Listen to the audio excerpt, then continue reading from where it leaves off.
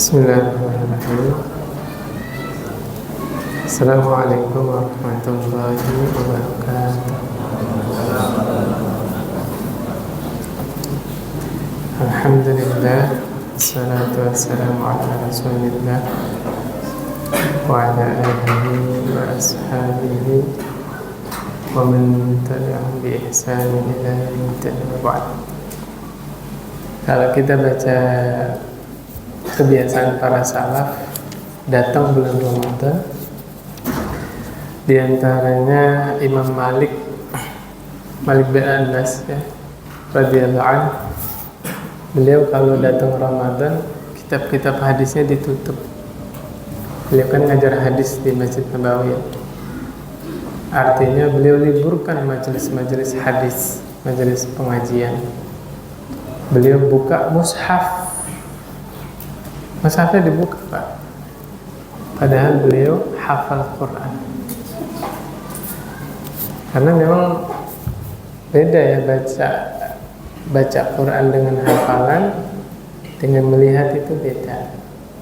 Kalau melihat, mata kita juga beribadah, telinga kita beribadah, lisan juga beribadah. Ditambah lagi kalau tahu artinya, hatinya ikut beribadah. Subhanallah. Itu diantara kebiasaan salaf terdahulu. Imam Malik bin Anas radhiyallahu anhu, kitab hadisnya ditutup, kemudian beliau fokus tadarus Al-Quran. Adapun Nabi kita yang mulia, Nabi Muhammad sallallahu alaihi wasallam, setiap Ramadan kebiasaan beliau adalah menyetorkan hafalan kepada malaikat Jibril. Malaikat Jibril datang setiap malam di bulan Ramadan. Hafalannya itu diulang, Pak, disetorin. Ya, sekelas Nabi, Pak. Nabi juga murojaah hafalan. Bapak yang udah pernah ngerasain hafal Quran, ngafalnya itu gampang. Yang sulit menjaganya. Apalagi yang sudah paham bahasa Arab, ya, setidaknya setengah jam itu bisa ini satu. Atau paling lama habis maghrib sampai isya, berarti 45 menit ya, bisa satu halaman. Yang sudah jago bahasa Arab. Tapi pertanyaannya, besok bisa nggak di-storin lagi? Masih ingat nggak besok? Nah, ya. Jadi beda ya antara membaca dengan menyetorkan. Kalau menyetorkan, diulang-ulang dulu. Diulang, sudah mungkin kuat baru disetorin. Nah, kita sebagai orang awam, kita semua orang awam, Anda juga termasuk orang awam. Fattaqullaha mastata'tum. Bertakwalah semampu kalian. Saya mampunya baru membaca, ya udah baca aja. Coba jadikan Ramadan ini Ramadan yang paling spesial. Siapa di antara kita yang akan menyelesaikan Quran terjemahan selama 1 bulan penuh? Dan saya sering bilang, kita udah berapa puluh tahun beragama Islam, masa nggak penasaran isi dari Al-Quran?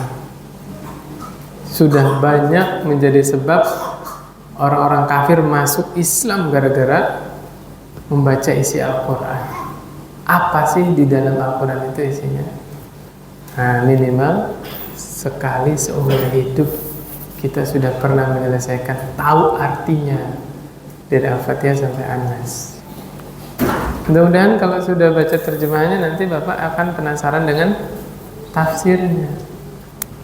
Ya, ada rezeki lebih dikit, ditabung buat beli tafsir Al-Quran. Sekarang sudah ada terjemahan gitu. Nanti bisa sambil dengerin kajian tafsir di YouTube ya. Demikian. Kemudian di sini sedikit aja, Pak ya, bab tentang takut dan harap itu digabungkan, Pak. Kalau saya pernah baca bukunya Imam Ibnul Qayyim rahimahullah, ibadah seorang hamba itu harus ada 3 unsur di dalamnya. Ya, seorang hamba kalau ibadahnya mau diterima sama Allah harus ada 3 unsur. Apa aja itu? Khauf itu apa? Takut. Yang kedua, roja itu apa? Harap. Yang ketiga, cinta atau mahabbah. Ya. Imam Ibnu Qayyim rahimahullah menggambarkan khauf itu seperti sayap kanan, roja itu seperti sayap kiri, dan mahabbah itu seperti kepalanya. Jadi ibadah itu diibaratkan seperti seekor burung. Saya tanya Pak, burung kalau sayapnya cuma 1 bisa terbang tidak? Tidak. Harus ada dua-duanya, khauf dan roja. Terus kalau ada khauf ada roja, nggak ada kepalanya, bisa terbang nggak bro? Tidak. Demikianlah ibadah kita kalau mau sampai kepada Allah harus ada 3 unsur tadi. Takut, rasa cemas, khawatir, jangan-jangan ibadah saya tidak diterima sama Allah. Salat maghrib yang baru saja kita lakukan sudah pasti diterima sama Allah? Belum tentu. Ada rasa cemas. Tapi harap, kita juga berharap. Ya Allah, saya sudah berusaha menyembah Engkau ya Allah. Saya sudah berusaha meninggalkan dunia saya. Saya khususkan waktu beribadah kepadamu. Ada harapan supaya amalannya diterima. Nah, yang ketiga, cinta. Bagaimana kita menciptakan suasana ibadah itu kita kerjakan atas dasar cinta kita kepada Allah Subhanahu wa ta'ala. Kata Imam Ibnu Qayyim rahimahullah, siapa yang ibadahnya hanya berdasarkan takut saja, dia akan menjadi khawarij. Tahu khawarij nggak Pak? Siapa itu Pak? Khawarij itu orang-orang yang galak terhadap kaum muslimin, mudah mengkafirkan pelaku dosa besar. Karena yang paling mendominasi dalam dirinya rasa takutnya itu. Ya, waduh panjang kalau kita bahas karakter khawarij, sejarah khawarij, bagaimana orang-orang khawarij memerangi Ali bin Abi Thalib. Ali bin Abi Thalib diperangi, Pak. Dianggap tidak berhukum kepada hukum Allah, sekelas Ali. Bagaimana dengan pemerintahan kita yang sekarang? Subhanallah. Makanya wajar orang-orang Khawarij mengkafirkan pemerintah Saudi. Ya. Coba tujuannya apa? Mereka mengkafirkan pemerintah Saudi. Sekelas negara Saudi yang di sana menerapkan syariat Islam, undang-undangnya berdasarkan Al-Quran dan Sunnah kan? Itu aja dikafirkan. Bagaimana negara yang di bawah Saudi? Lebih kafir lagi. Ini bahaya kalau ibadah lebih mendominasi rasa takutnya saja. Sebaliknya, kalau orang yang mendominasi adalah rasa harapnya, lebih besar harapnya, akhirnya dia akan mirip seperti orang Murji'ah. Tahu Murji'ah nggak Pak? Murji'ah itu orang-orang yang memahami dosa sama sekali tidak mempengaruhi keimanan. Ya, ini bedanya gini Pak. Orang Khawarij sama orang Murji'ah itu menganggap iman adalah satu kesatuan. Satu kesatuan. Nggak bisa bertambah, nggak bisa berkurang. Oke? Bedanya di mana? Kalau orang Khawarij, iman itu kan satu kesatuan. Nggak boleh sekali saja melakukan kesalahan. Sekali melakukan dosa besar, kafir, batal keislamannya. Kata siapa ini? Orang Khawarij. Karena iman itu satu kesatuan, gak bisa berkurang dan gak bisa bertambah. Adapun orang Murji'ah memahami iman itu adalah satu kesatuan. Kalau sudah ada pokok iman, syahadat, maka iman ini sama sekali tidak berpengaruh oleh dosa apapun. Sampai sini paham gak Pak? Paham subhatnya Pak ya? Jawabannya belum paham. Orang Murji'ah bilang dosa apapun tidak mempengaruhi iman. Mau berzina, mau korupsi, mau riba, yang penting syahadat. Saya tanya Pak, orang model begini ada nggak? Banyak. Ya, sholat 5 waktu ditinggalin, kerudung nggak dipakai, misalnya riba, hayu, apa lagi? Ya, menganggap ringan zina, na'udzubillah min dzalik. Banyak. Nah, yang terakhir, kalau ketika ibadah yang lebih mendominasi hanyalah rasa cinta saja, dia akan menjadi orang sufi. Bagaimana orang sufi itu? Orang sufi bilang begini, kalau kita ibadah berdasarkan takut disiksa sama Allah, ya, takut kepada neraka Allah, itu seperti ibadahnya budak. Takut sama majikannya kan? Tapi kalau ibadahnya mengharapkan pahala, ya, ibadahnya mau diganjar sama Allah, ya, mau dikasih balasan sama Allah, itu seperti ibadahnya orang perdagangan, orang jual beli sama Allah. Nah, maka orang sufi mengharapkan ibadahnya itu betul-betul murni cinta karena Allah, nggak takut neraka, nggak mengharap surga. Oh, hebat banget dia. Dia lebih hebat dari Rasulullah, ya, sallallahu alaihi wasallam. Itu kata mereka, ya. Terus gimana yang benar? Yang benar kita ibadah sebagaimana ahlu sunnah wal jamaah beribadah.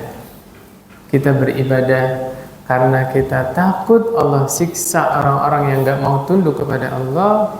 Kita beribadah karena Allah mengiming-imingi surga bagi orang-orang yang soleh. Dan kita juga beribadah didasari rasa cinta kita kepada Allah Subhanahu wa ta'ala. Bagaimana kita tidak cinta kepada Allah, Zat yang telah banyak menggulirkan nikmat-nikmat yang begitu tidak terhingga kepada kita. Coba kita bicara tentang Allah Rabbul Alamin yang dulu saya tidak ada.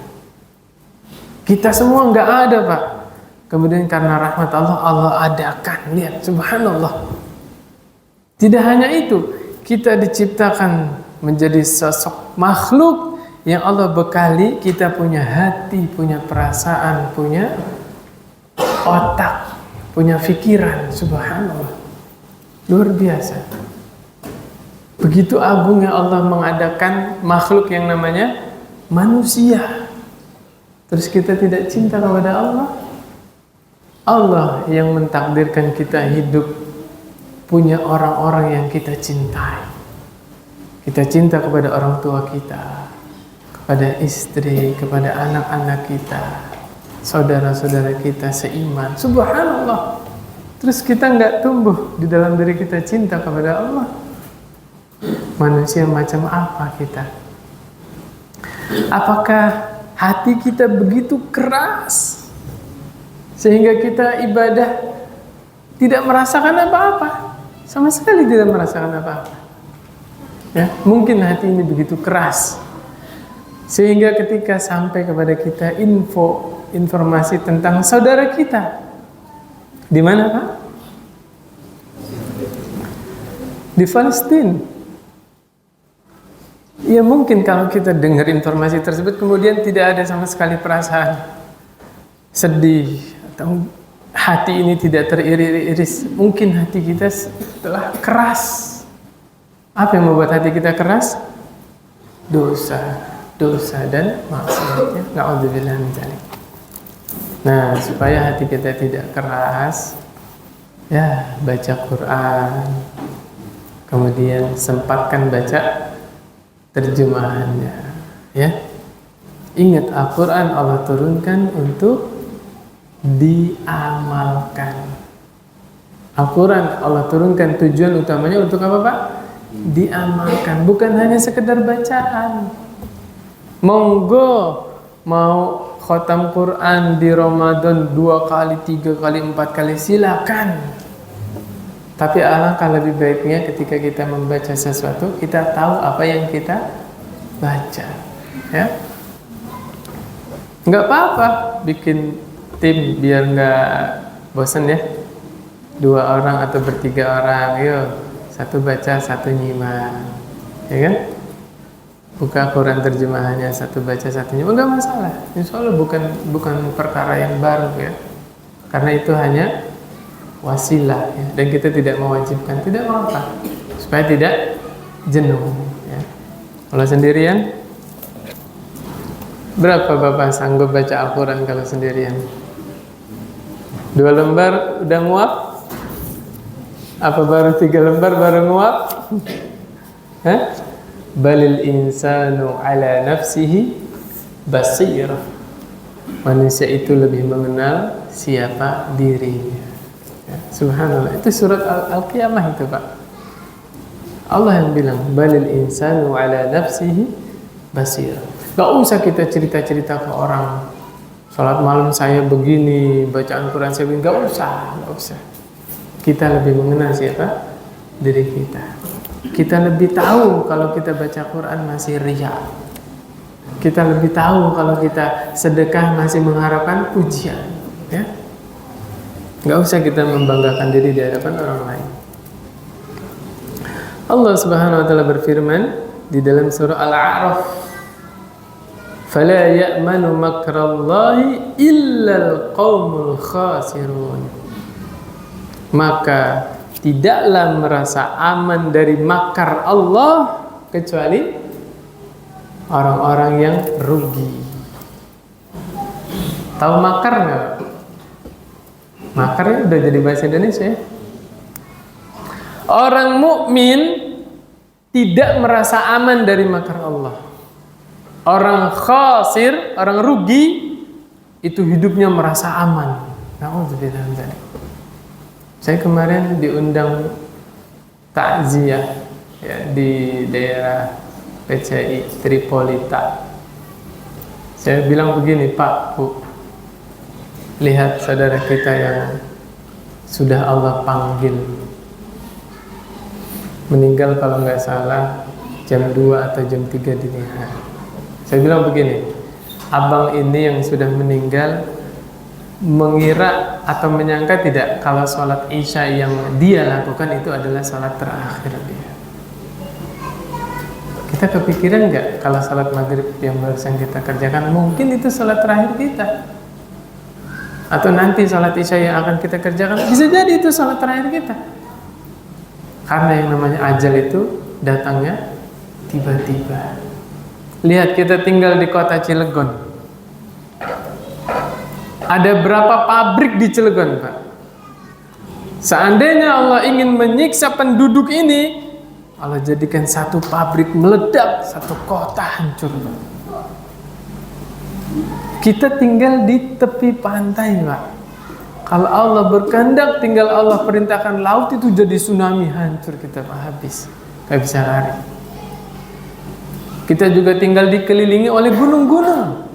Lihat gunung di mana-mana, subhanallah. Seandainya Allah berkehendak, Allah tinggal perintahkan malaikat-malaikat yang menjaga gunung, tinggal Allah angkat, kemudian Allah timpakan di kota ini. Tapi selama ini kita hidup merasa aman, subhanallah. Allah yang bilang, "Fala ya'manu makrallah illal qaumul khasirun." Tidaklah seseorang merasa aman dari makar Allah kecuali orang-orang yang rugi. Allah, berarti kita selama ini adalah orang yang rugi ya. Kita merasa aman, padahal kita kemarin baru saja mendengar hadis, "Inna ahadakum la ya'malu bi'amali ahli jannah fayasbiqu 'alal kitab fayamalu bi'amali ahli nar fayadkhuluha." Masih ingat gak, Pak? Masih ingat apa masih lupa? Masih lupa. Apa kata Rasulullah SAW? Salah seorang di antara kalian ada orang yang di dunia beramal amalan penghuni surga. Bahasa Nabi, subhanallah, beramal amalan penghuni surga berarti orang soleh, tekun beribadah. Fayasbiqu alaihil kitab, tapi orang ini sudah didahului takdir. Orang ini menghabiskan umurnya untuk beribadah kepada Allah, tapi Allah tulis nama dia di neraka, Pak. Ada yang bisa melawan takdir Allah? Gak bisa. Fayamalu bi'amali ahlin nar. Maka Allah takdirkan sebelum mati orang tadi melakukan amalan penduduk neraka. Fayadkhuluha. Dia berbuat dosa, meninggal, mati, masuk neraka. Itu Nabi yang cerita, Pak. Kemudian kita santai, kita merasa pede kalau kita sudah pasti masuk surga. La haula wala quwwata illa billah. Nabi itu yang bilang, Pak. Subhanallah. Kemudian kata Allah Subhanahu wa taala, "Innahu la yai'asu mir rauhillah illa al-qaumul kafirun." Ini Pak, harus imbang. Tadi kan rasa takut. Sekarang rasa harapnya diimbangi. Kata Allah, sesungguhnya tidak ada yang putus asa dari rahmat Allah kecuali orang-orang kafir. Coba, bagaimana berkecamuk ke perasaan kita? Allah bilang, yang merasa aman dari makar Allah hanya orang rugi. Yang putus asa dari rahmat Allah orang kafir. Terus bagaimana? Kita harus bagaimana? Dua-duanya, Pak. Jangan merasa aman dari makar Allah, jangan putus asa dari rahmat Allah. Kita kan takut sewaktu-waktu Allah azab kota ini, sewaktu-waktu Allah cabut nyawa ini, takut kan, Pak? Tapi kita juga berharap Allah senantiasa merahmati kita semua. Inna rahmatallahi qaribum minal muhsinin. Sesungguhnya rahmat Allah itu sangat dekat dengan orang-orang muhsinin. Muhsinin itu siapa, Pak? Donatur. Muhsinin itu orang-orang yang senantiasa berbuat baik. Muhsin orangnya, muhsinin jamak, Pak ya, jamak mudzakkar salim.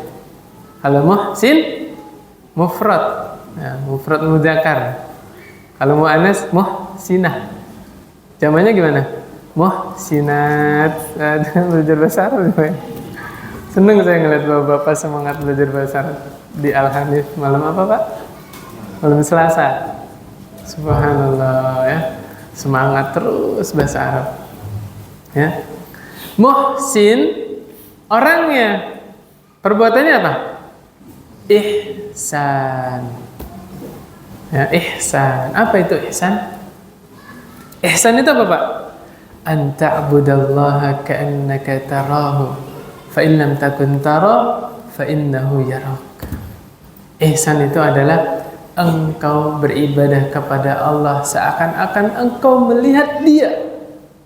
Kita beribadah kepada Allah seakan-akan kita melihat Allah. Tapi kalau engkau tidak melihat Allah, sesungguhnya Allah selalu melihatmu. Allah selalu mengawasimu. Nah, itu ihsan, Pak. Luar biasa. Ya? Bisa nggak, Pak, menghadirkan perasaan seperti itu? Hah? Subhanallah. Luar biasa, Pak. Bapak kalau bisa kayak gitu jadi wali, Pak. Saya nggak ada keraguan, Pak. Bapak yang hadir di sini semuanya wali, Pak. Wali apa, Pak? Wali murid. Bapak yang bilang waliullah, Pak. Waliullah. Wallahi waliullah. Cuma kan waliullah itu levelnya bertingkat-tingkat. Ada di antara kita yang baru bisa menjaga ibadah fardu. Ada lagi di antara kita yang sudah sampai level menjaga ibadah sunnah. Ada juga, saya yakin, Pak, di antara kita ada yang sudah bisa menjaga anggota tubuhnya dari maksiat. Ada. Level tingginya apa? Dekat dengan Allah, saking dekatnya doanya diijabah. Subhanallah. Subhanallah. Dan saya yakin jamaahnya itu lebih diijabah doanya daripada ustadznya. Ya, realitas sudah membuktikan. Apa kata Nabi? Khairu tabi'in Uwais al-Qarni. Padahal Uwais al-Qarni ulama bukan? Uwais al-Qarni bukan ahli hadis, bukan ahli fikih, ya, bukan ahli tafsir. Pernah dengar hadis riwayat Uwais Al-Qarni? Ada? Nggak ada. Pernah dengar Uwais Al-Qarni menafsirkan satu ayat? Nggak ketemu kita. Ketika buka buku fikih, pendapat Uwais Al-Qarni ada nggak? Nggak ada. Tapi kata Nabi, sebaik-baik tabiin ada Uwais Al-Qarni. Bersamaan di waktu yang sama, di antara tabiin itu ada siapa? Hasan Al-Basri, Ibnu Mubarak, Sufyan. Siapa lagi? Gurunya Imam Malik. Termasuk Abu Hanifah kan tabiin. Sa'id bin Jubair. Siapa lagi? Sa'id bin Musayyab. Banyak ulama-ulama tabiin. Tapi Nabi bilang apa? Khairu tabi'in Uwais Al-Qarni. Ini apa? Derajat yang begitu tinggi didapat oleh Uwais Al-Qarni bukan dari banyaknya hafalan hadis, bukan dari banyaknya hafalan ayat, bukan Pak, bukan dari banyaknya menguasai bab fikih. Dari apa Pak? Muamalah dia yang baik dengan Allah Subhanahu wa Ta'ala. Di antara muamalah dia yang terbaik kepada Allah ngapain Pak? Berbakti kepada orang tuanya. Subhanallah. Bakti kepada ibunya. Masya Allah. Ini agak susah ini ya kajiannya Pak ya. Menggabungkan antara rasa harap, rasa takut, kemudian cinta kepada Allah Subhanahu wa Ta'ala, dan harapan kita menjadi orang-orang yang muhsin ya. Subhanallah. Kemudian di dalam surah Ali Imran ya, ayat 106 kata Allah Subhanahu wa taala, "Yauma tabyaddu wujuhu wa taswaddu wujuh." Di hari kiamat nanti wajah itu ada yang berseri-seri, ada yang hitam legam. Bismillah. Alhamdulillah. Bapak kalau dengar ayat ini apa yang ada di perasaan Bapak? Saya nggak tahu termasuk wajah yang mana. Bagaimana wajah saya nanti di akhirat? Saya sangat berharap saya termasuk wajah-wajah yang berseri-seri. Tapi alangkah menyesalnya saya ketika saya ditakdirkan termasuk wajah yang hitam legam. Naudzubillah. Nah ini saya ingat hadis apa nih Pak? Keutamaan menjaga wudu. Orang-orang yang menjaga wudu nanti di akhirat, anggota wudunya Allah takdirkan bercahaya.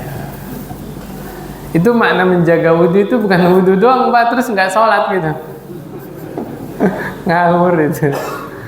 Makanya ngaji itu nggak bisa otodidak ya. Maksud dari hadis orang-orang yang selalu menjaga wudhu diantaranya dia juga menjaga salat 5 waktu. Makanya ketika saya jelaskan hadis tentang ada 2 kuburan, Nabi lewat kan, yang satunya dosa namimah. Tahu namimah nggak? Suka ngadu domba, ya, suka ngadu domba. Ya na'udzubillah min dzalik. Penyebab saudaranya tukaran. Tukaran Pak. Tukaran itu bahasa Jawa Pak, bukan tukeran. Tukaran apa? Berantem aja ya. Orowawuh. Bahasa apa lagi itu? Ya, musuhan. Gara-gara ini nih orang ini nih namimah ya. Satunya lagi dosanya apa? Tidak menjaga dari najis air kencing. Nah, saya terangkan Pak, makna yang lebih dalam dari hadis itu adalah orang ini yang tidak menjaga dari najis kencing, dia tidak menjaga sholat Pak. Kenapa? Orang yang biasa menjaga sholat 5 waktu, dia akan berhati-hati ketika mau hajat. Betul nggak?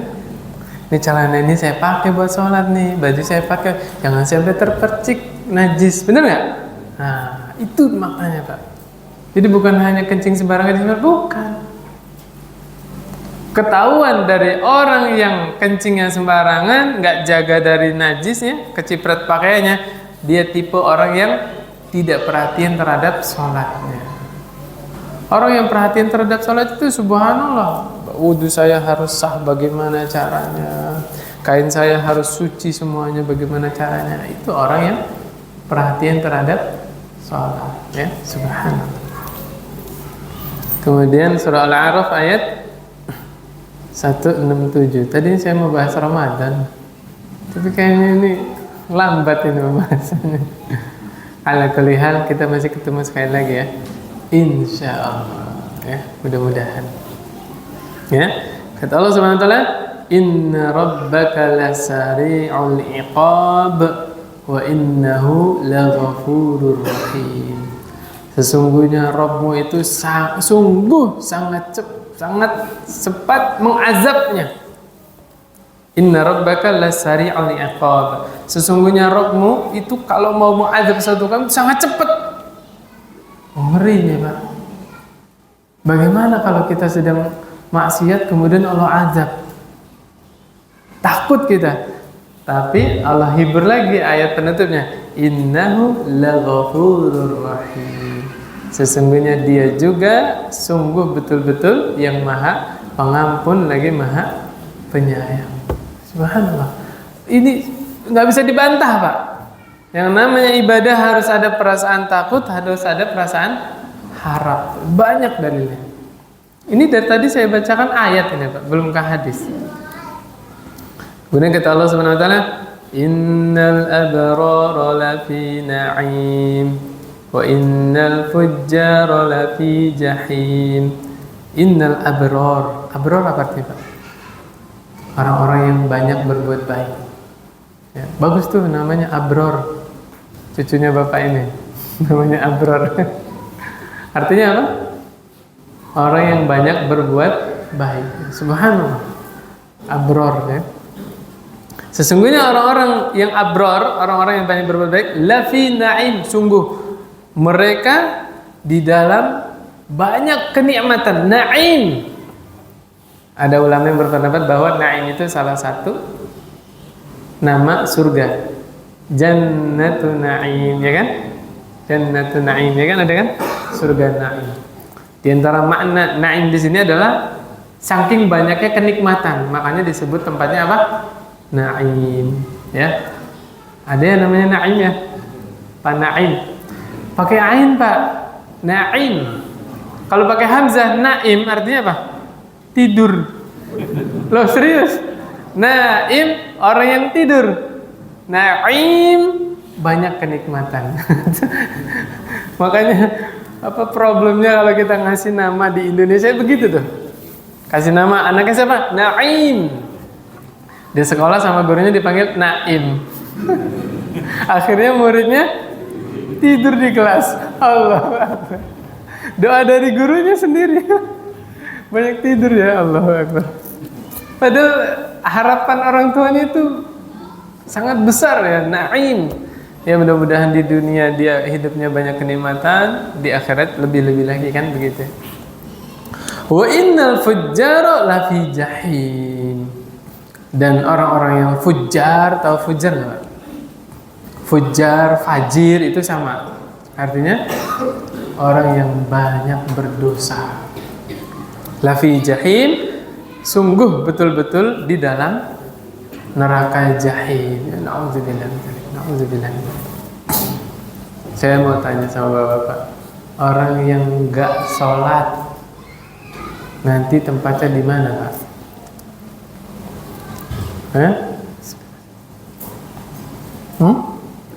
Neraka Sakor. Surah Al-Mudaththir ya. Fi jannati yatasaalun 'anil mujrimin ma salakakum fi saqar qalu lam nakum minal musallin. Di surga itu saling ngobrol, saling bertanya. Tentang apa? 'Anil mujrimin, tentang orang-orang mujrimin. Tuh, orang yang tidak sholat disebutnya apa? Mujrimin. Mujrimin itu apa artinya? Orang yang banyak berdosa. Masalakakum fi saqar? Apa yang menyebabkan kalian sampai tinggal di neraka Sakor? Apa kata mereka? Lam nakum musallin. Ya, qalu lam nakum minal musallin. Kami tidak termasuk orang-orang yang sholat.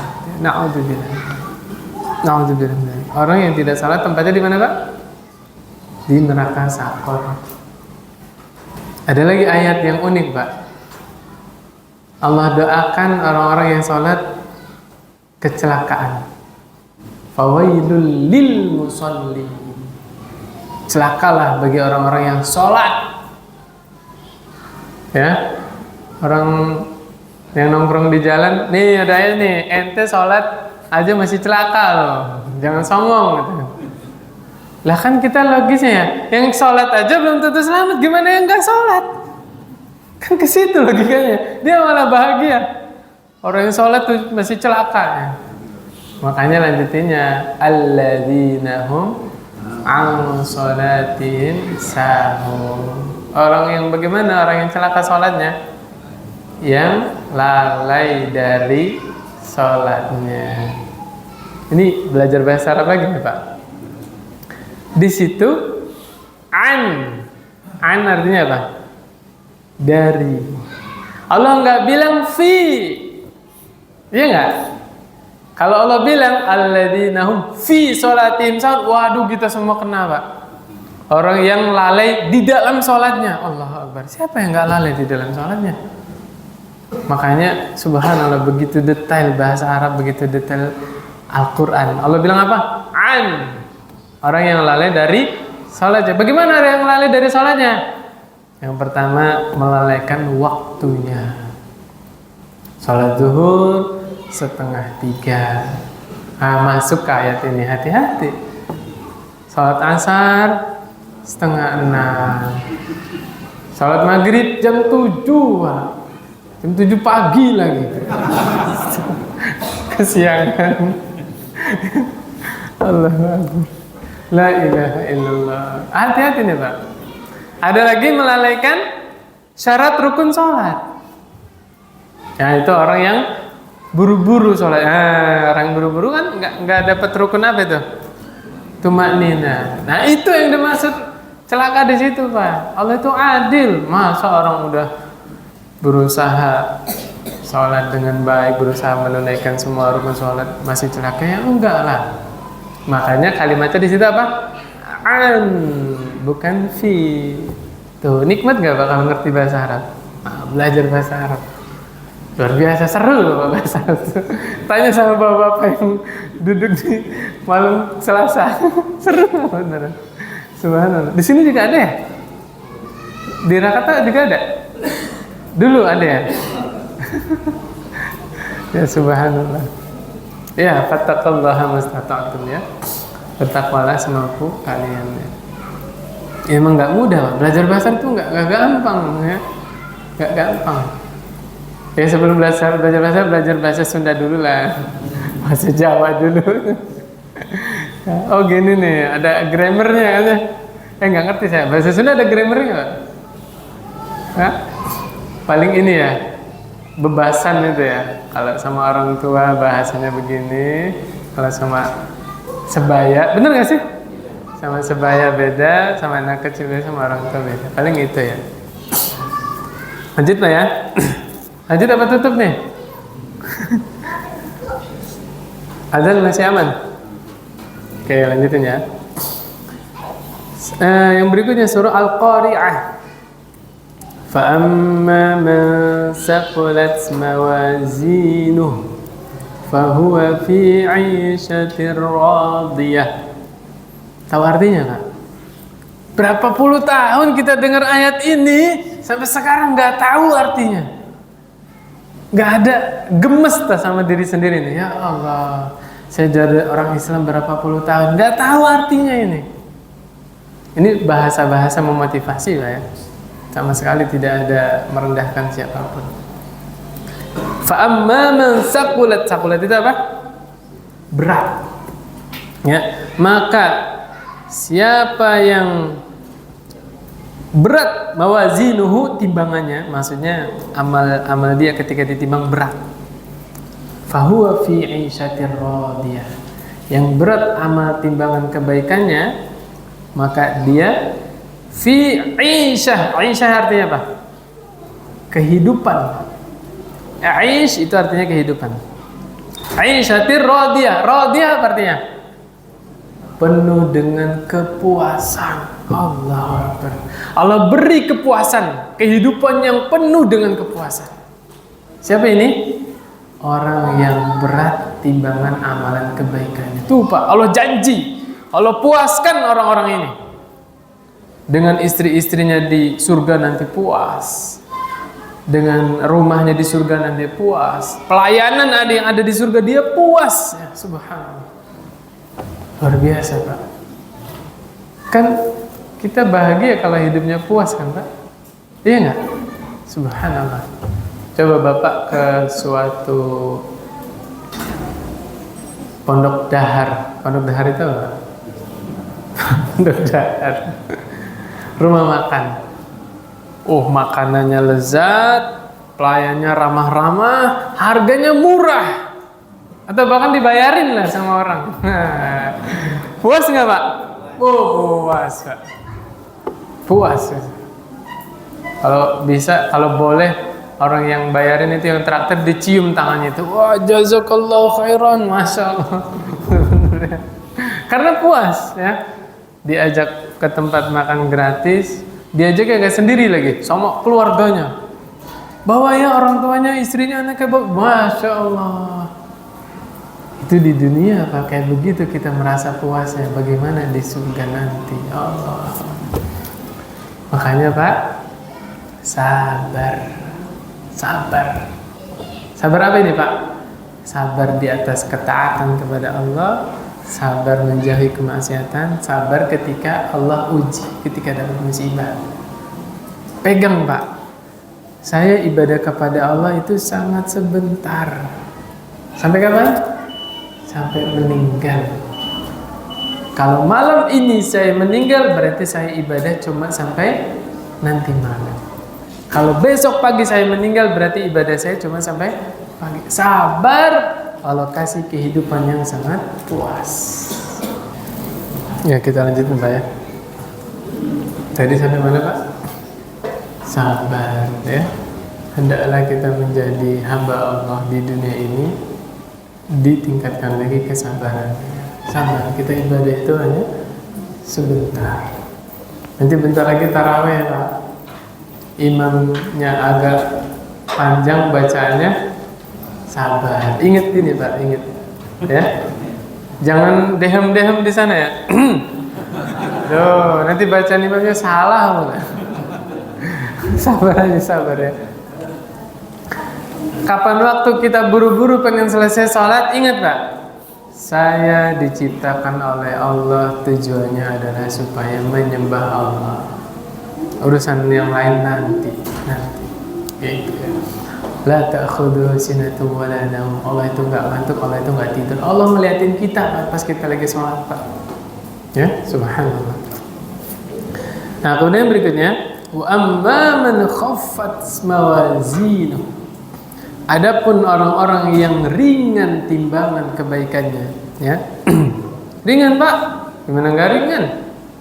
Sholat duha enggak mau, sedekah enggak mau, baca Quran enggak mau, sama istri marah-marah terus, ya, anak yang enggak diajarin sholat, enggak diajarin ngaji, ya Allah, ringan timbangannya. Fa ummuhu hawiyah. Ummun artinya Pak, ibu kan? Kenapa kok pakai kata-kata ibu Pak? Karena setiap anak akan kembali kepada ibunya. Subhanallah, ini indahnya bahasa Arab ini. Nah, kalau diterjemahin ke Indonesianya, fa ummuhu hawiyah, maka tempat kembalinya adalah hawiyah. Yang pasti dia ke situ Pak.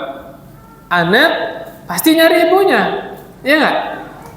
Itu nggak bisa dibantah itu. Ya, sampai Nabi bilang kan, ibumu, baru bapakmu. Kita dianjurkan berbuat baik itu lebih banyak kepada ibu daripada kepada bapak, ya. Subhanallah. Fa ummuhu hawiyah, maka tempat kembalinya adalah hawiyah, neraka hawiyah. Wa ma adraka ma hiya? Tahukah engkau apa itu hawiyah? Narun hamiyah. Neraka hawiyah adalah api yang sangat panas. Allah, na'udzubillah. Kan kita sudah terangkan ya, api di neraka itu 70 kali lebih panas daripada api dunia. Subhanallah. Api dunia aja Pak, besi meleleh nggak? Meleleh Pak. Batu juga meleleh. Subhanallah. Lihat yang keluar dari gunung berapi. Itu api dunia. Bagaimana dengan api neraka ya? Na'udzubillah. Allahumma inna na'udzubika minan nar. Allahumma ajirna minan nar. Allahumma inna nas'alukal jannah. Kemudian berikutnya hadis dari Nabi SAW ya. Law ya'lamul mu'minu ma 'indallahi minal 'uqubah ma tami'a bi jannatihi ahadun. Seandainya seorang mukmin tahu bagaimana siksaan Allah, bagaimana kerasnya Allah menyiksa hambanya, Nabi bilang seorang mukmin tidak akan berani berangan-angan masuk surga. Saking kerasnya siksaan Allah, kita sampai nggak berani punya angan-angan masuk surga. Coba Pak, kita pernah dengar hadis ada seseorang masuk neraka gara-gara lalat. Pernah nggak Pak? Nggak pernah, belum pernah dengar. Itu semester 1 itu Pak. Di pondok saya belajar itu. Ya, jadi ada orang lewat di suatu perkampungan. Ternyata perkampungan itu ada berhalanya. Setiap orang yang lewat situ nggak dibiarkan lewat kecuali mempersembahkan persembahan untuk berhalanya tadi. Ada 2 orang nih lewat. Satu orang dia bilang begini, saya nggak punya apa-apa untuk dipersembahkan, ya.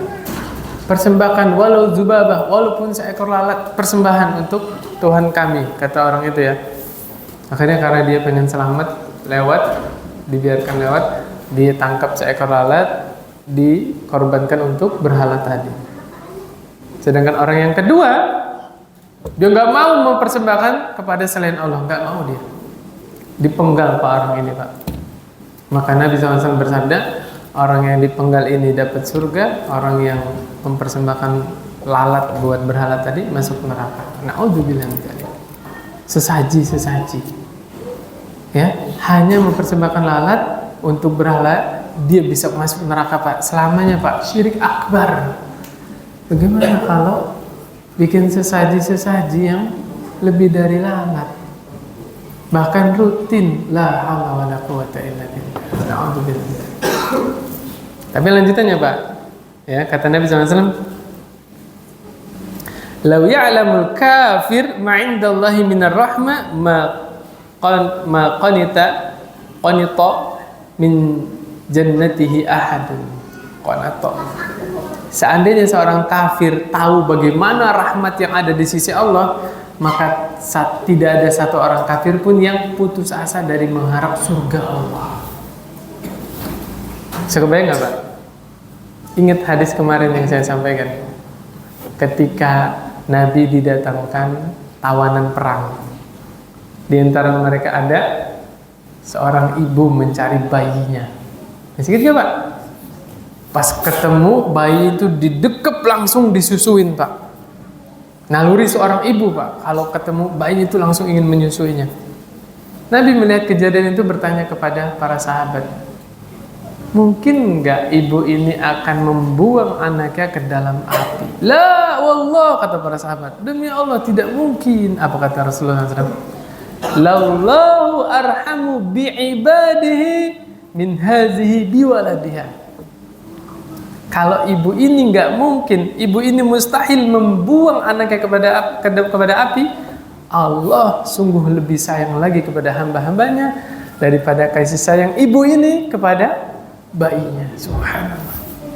Coba Pak, kalau kita dibacakan hadis itu kan, betul-betul kita berkata, ya Allah, dosa sebesar apapun Allah lebih luas lagi rahmatnya, lebih luas lagi ampunannya. Subhanakallahumma wa bihamdika asyhadu an la ilaha illa anta astaghfiruka wa atubu ilaik. Assalamualaikum warahmatullahi wabarakatuh.